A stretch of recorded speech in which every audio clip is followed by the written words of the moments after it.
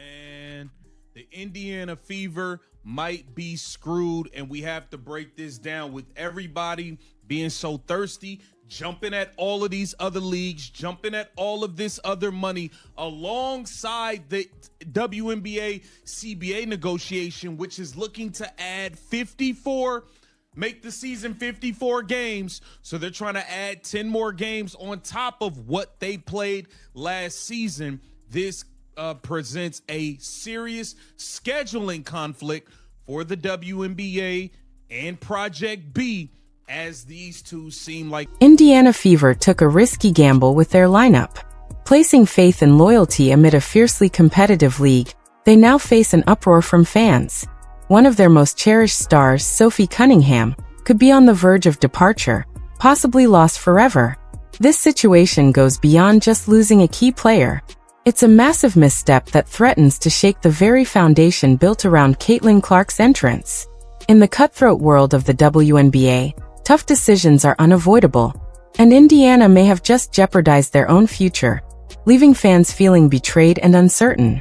The front office's silence is staggering as the consequences of this blunder hit hard. The reality is far grimmer than anyone anticipated. For the franchise, it is truly a nightmare scenario slowly unfolding. Calendar. Now this is a problem. Kelsey Mitchell is signed with Project B.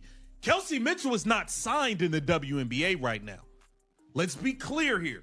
So how is that supposed to work? How's that supposed to work? Are they going to let her miss parts of Project B so she could play in the WNBA? I highly doubt it. Here says the Startup League, which plans for its inaugural season to begin November and extend through April, said this week that its Tokyo tournament stop will start March 26, 2027. Now, check this out. Here it says, let's get to the meat and potatoes, man. At the heart of the issue lies the WNBA's prolonged CBA negotiations, which have effectively hijacked the entire offseason. With league operations on hold, the Fever are blocked from making essential moves needed to strengthen and stabilize their roster. This freeze means no free agent offers can be extended, no contracts finalized, leaving vital players stuck in uncertainty. The resulting time crunch compresses the window for crucial transactions, forcing rushed decisions that could easily lead to further mistakes. This standstill isn't merely inconvenient. It's a strategic nightmare for a team desperate to fully leverage its rising star power. And potatoes. Boom. According to a source familiar with negotiations, the WNBA is proposing an increase from 44 games to 50 to 54 games in the new CBA. The league's proposed start date for training camp is as early as mid-March, with the finals ending in November. A number of league sources expressed confusion over a potential mid-March start date, questioning how training camp could overlap with the NCAA schedule and what the expectation would be for rookies. Training camp started April 27 last season, 2 weeks. A looming concern comes from the WNBA's proposed schedule overhaul. The league aims to stretch the season to 54 games, tacking on an extra 10 contests, a significant increase that will test every roster. On top of that, officials are eyeing an unusually early start, with training camps potentially kicking off as soon as mid-March. This drastic change sets up a direct clash with other major basketball commitments, most notably Project B, a rival league where Fever star Kelsey Mitchell has already signed a high-paying contract. The result is an unavoidable conflict, forcing players into an impossible decision and putting Indiana's roster stability at serious risk. Project B and the WNBA seem to be on a collision course. Now, even if they don't start in March and they start the season later, Project B, they're still going to bump into Project B's schedule. How's that going to work when you got players under contract in the WNBA and signing to Project B? How's this going to work? There's going to have to start being some sort of exclusivity in these deals to where you can't play in this league. You can't play in that league. That's what it's going to have to be, or else it's just going to be a big issue. Here it says on Sports Illustrated, Indiana Fever face big decisions once WNBA CBA is done.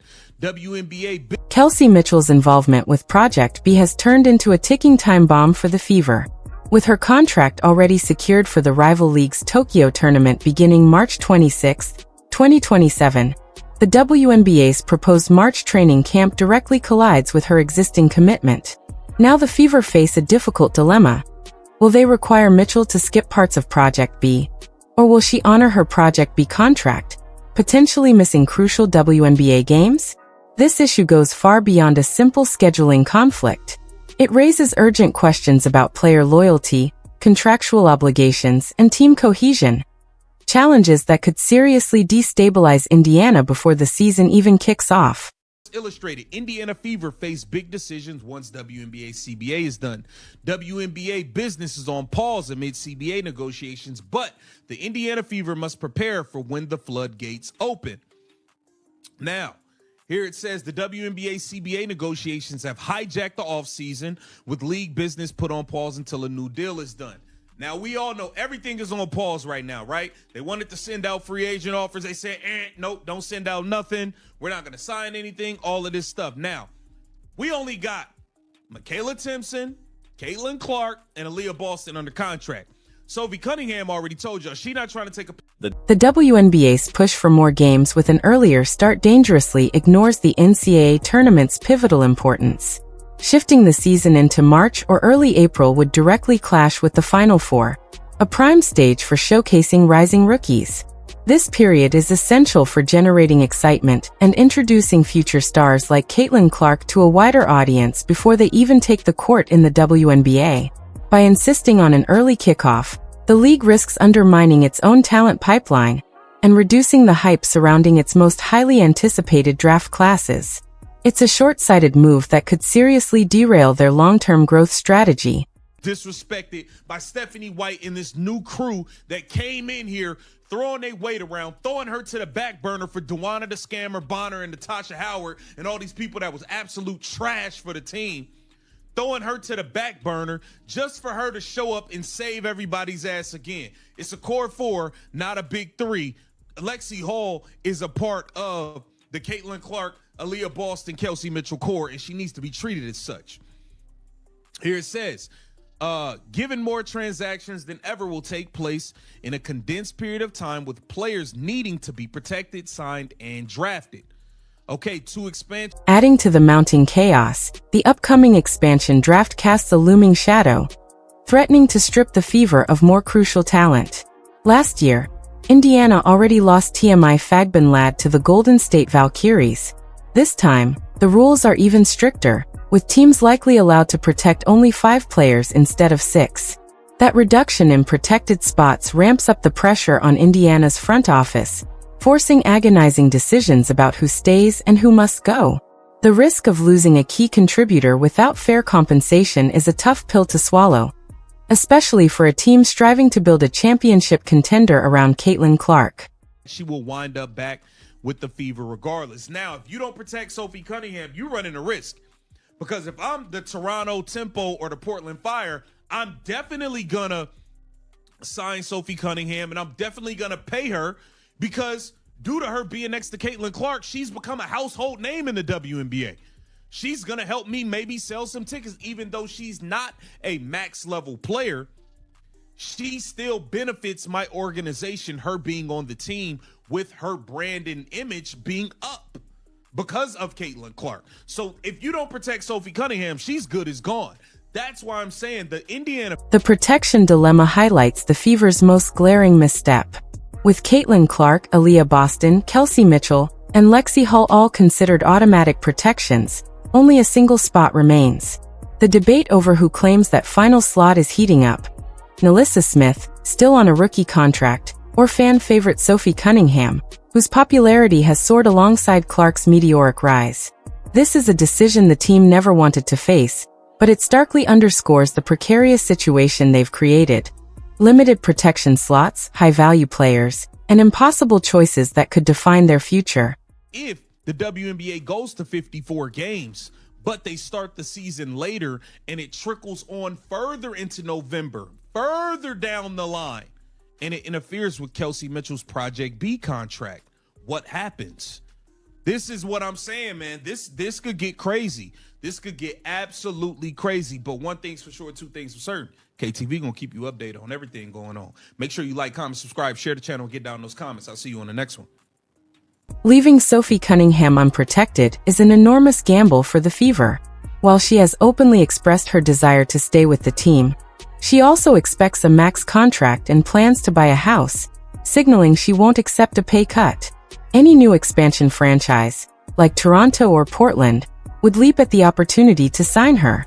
Cunningham's growing brand, boosted by her association with Caitlin Clark, makes her an immediate asset for ticket sales, merchandise, and overall team popularity.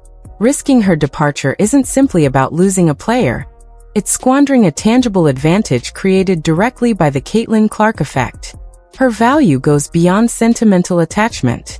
Sophie is a proven contributor with a skyrocketing market presence. Failing to protect her not only risks her exit, but also hands a rival expansion team a ready-made fan base and instant media attention. This miscalculation exposes a serious misunderstanding of player value and market strategy in the post-Clark era. The Fever are effectively handing rivals a competitive edge, while struggling to hold on to their own core talent. Kelsey Mitchell's contract demands add another major obstacle. She will almost certainly require a max deal to stay with Indiana, a substantial financial commitment. Combine that with Sophie Cunningham's push for top-tier pay and the need to secure Lexi Hull, and the Fever's salary cap is stretched to its absolute limit, with only Caitlin Clark, Aaliyah Boston, and Alyssa Smith currently locked into existing contracts. Indiana faces an enormous challenge: re-signing and protecting its core without overspending or losing key players. Lexi Hull's treatment remains another source of controversy. Reports indicate she was sidelined and undervalued by previous coaching staff, yet she consistently delivered and saved the team in critical moments. Hull is an essential member of the core for alongside Clark, Boston, and Mitchell, and she deserves recognition and fair compensation.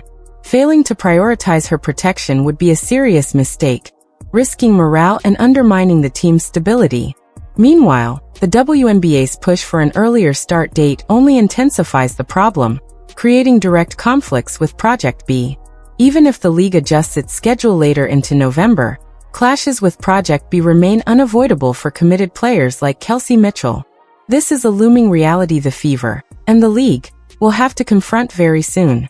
The Fever now face a stark choice. Either let players juggle conflicting schedules, a situation that's clearly unsustainable, or enforce exclusivity clauses in WNBA contracts.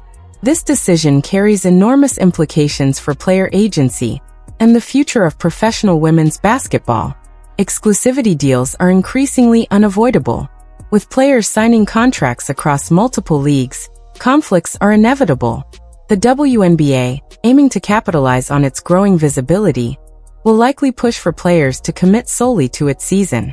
Such a move could force stars to choose between the WNBA and other lucrative opportunities like Project B, potentially alienating top talent seeking to maximize both earnings and playing time. The impact on player freedom could be significant, breeding resentment and dissatisfaction. Currently, the Fever have only 3 guaranteed contracts: Caitlin Clark, Aaliyah Boston, and Melissa Smith. This severe lack of roster stability, combined with ongoing CBA negotiations, means the team faces an unprecedented wave of free agency decisions in a condensed timeframe. They must re-sign nearly their entire roster as soon as permission is given. A daunting task that leaves almost no margin for error and dramatically increases the risk of losing key contributors to rival teams. The WNBA's proposed earlier start date compounds the problem further. By shortening the offseason and overlapping with the NCAA tournament, rookies entering the league will have less time to develop, build excitement, and transition smoothly into professional play. This also diminishes the draft's impact, one of the league's primary tools for generating fan engagement. Rather than leveraging every opportunity to grow the game, the league risks creating internal conflicts that could undermine the very stars it relies on to drive ratings. Indiana's dilemma is intensified by the growing competition from other leagues, including Project B, all vying for talent and money. With multiple options available, players have more leverage than ever. By pushing for more games and an earlier start, the WNBA risks driving players toward alternatives that offer more stability or better compensation. This increased competition makes the Fever's roster decisions even more crucial and more prone to mistakes that could be irreversible.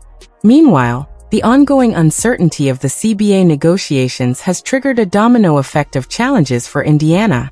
From constructing the roster to retaining key players, virtually every aspect of their off-season planning is stalled. While this pause is necessary for the league, it leaves the Fever exposed. Unable to respond to market opportunities, unable to secure critical talent, and unable to strategically plan for the season ahead. The longer this off-season drags on, the greater the risk that the Fever will be caught completely off guard once the floodgates finally open. The notion that the WNBA can't maintain ratings without Caitlin Clark adds both pressure and irony to the situation. While her arrival has undeniably boosted viewership, the league's proposed changes, combined with Indiana's struggles to retain key talent, threaten to undermine that very success. If the supporting cast around Clark is weakened by poor roster decisions or forced departures, the ratings surge could collapse, proving that even star power isn't enough without a strong, stable team to back her. The Indiana Fever are now facing a truly precarious scenario. The potential loss of Sophie Cunningham, scheduling conflicts surrounding Kelsey Mitchell, and a roster stretched thin by contract and salary cap pressures. These aren't minor setbacks. They represent deep cracks in the team's foundation, threatening to derail momentum before Caitlin Clark even begins her second season. The repercussions of these mistakes could linger for years, affecting team chemistry, fan loyalty, and the franchise's ability to build a legitimate championship contender around its generational talent. Ultimately, the Fever's current crisis highlights a significant strategic misstep, not just by the team, but potentially by the league itself. With the basketball world's attention focused squarely on Caitlin Clark, the priority should be stability and maximizing her impact. Instead, Indiana faces a perfect storm of CBA conflicts, expansion draft threats, and critical player retention battles. Fans are erupting because they see a golden opportunity slipping away, putting at risk a bright future that should have been secured, not jeopardized, by the arrival of the league's biggest star.